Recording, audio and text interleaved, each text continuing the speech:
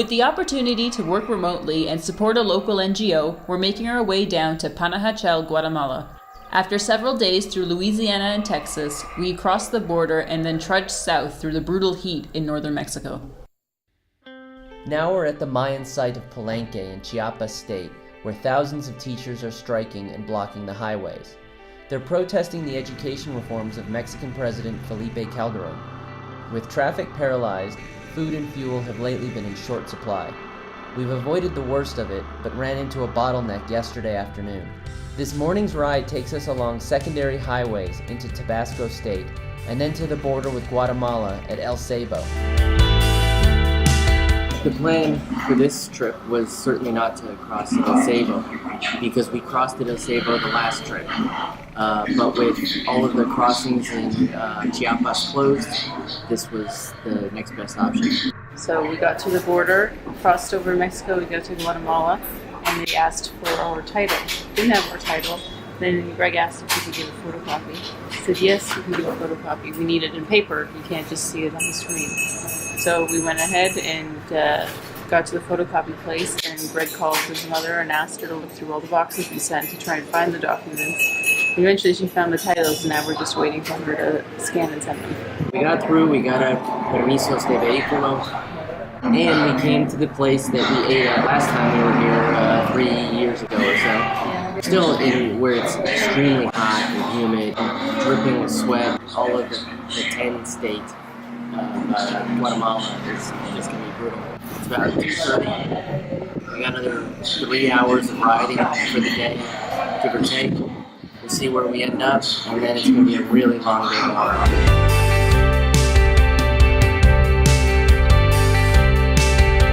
Before long, the sky suddenly darkens and we hit rain.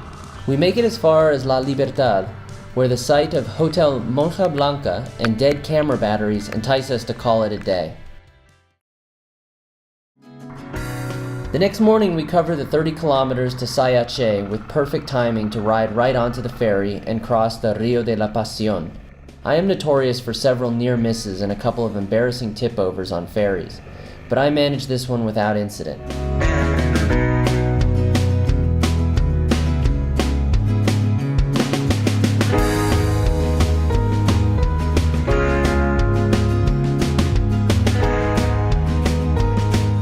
Riding south from Sayaxché, we enjoy lush, beautiful scenery and increasingly meandering highways that are just a taste of the amazing twisties awaiting us as we proceed further south into the Guatemalan Altiplano. The highland scenery is absolutely spectacular, and with so little traffic on Highway 5, this should have been a completely serene ride. Instead, Greg disappears from my side mirror to snap photos without telling me, and I'm asking myself if I should turn back and look for a wreck along the valleys below.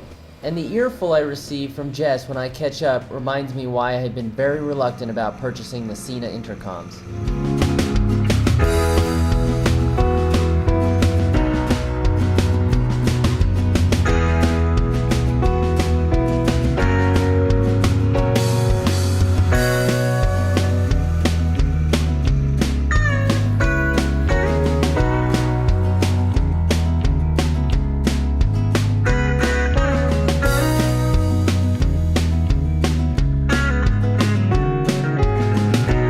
Climbing into the cool elevation throughout the morning, we decide to take an early afternoon break among the coffee fields for Jess's favorite Spanish custom, the siesta.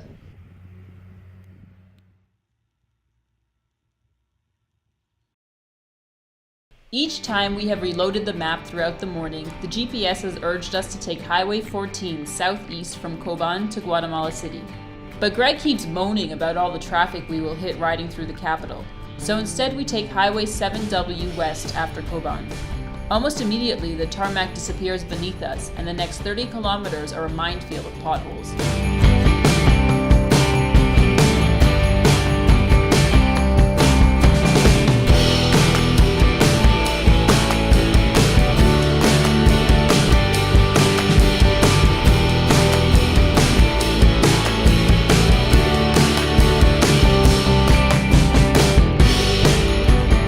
Tipped over, lost my balance one side then the other. Jessica had her first crash of the trip and with the new panniers. and I had one too. And to be honest, hers came because of mine, because I slipped on the gravel trying to stop, and then she tried to stop to come back and help me. So the gravel and stopping don't go together. Back on the tarmac, it's fantastic riding, but very slow going as we switch back our way up and over one mountain after another.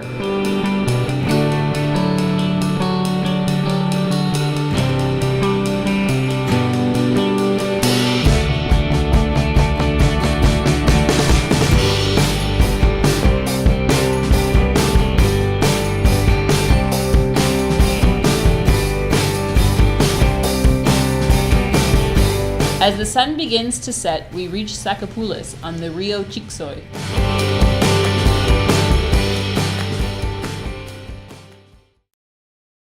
Our room had a lovely view of the river, but it was also right beside the main bridge.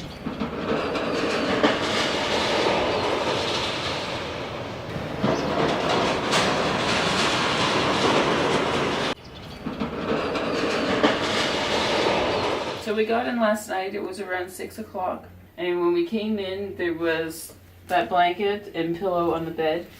And after our latest bout of bed bugs, when we were in Mississippi, we decided it wasn't safe to sleep on the mattress. So Greg had a great idea that he would take the tarp of our tent, that was the footprint of our tent, and lay it on top of the mattress. And then we slept in our sleeping bag liners and our camping pillows.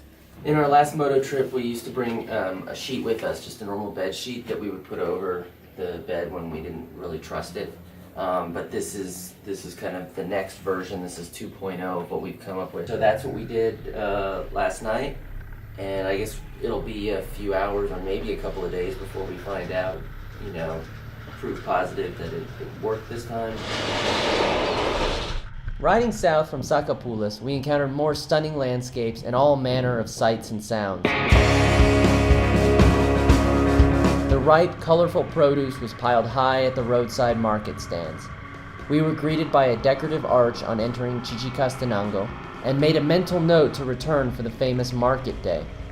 We encountered all manner of livestock on the road, and sometimes with very little warning when emerging from a blind corner. There were several stretches of road construction and off-road detours.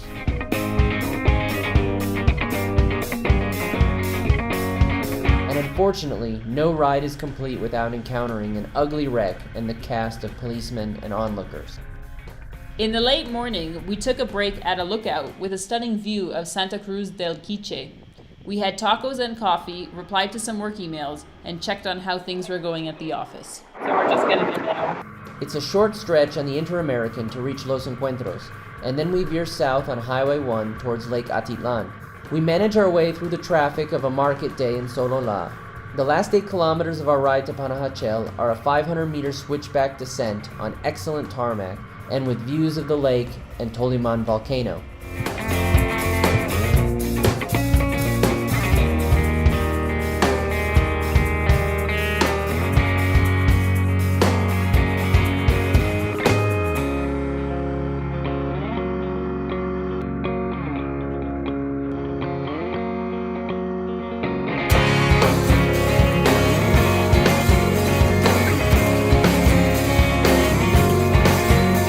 With our Airbnb landlord at the petrol station entering the town and follow him down Panajachel's main street, Calle Santander.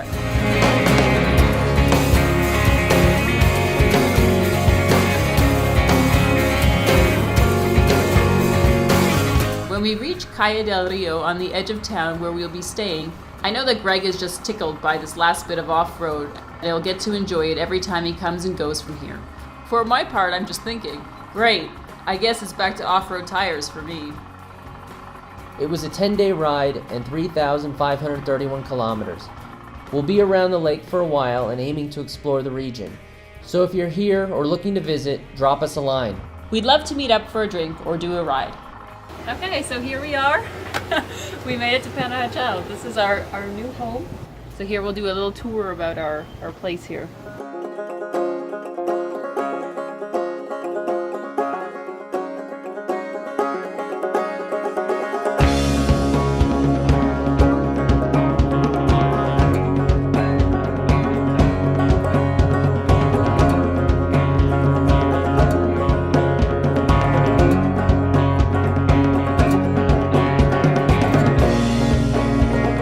and And bit the of a view. view.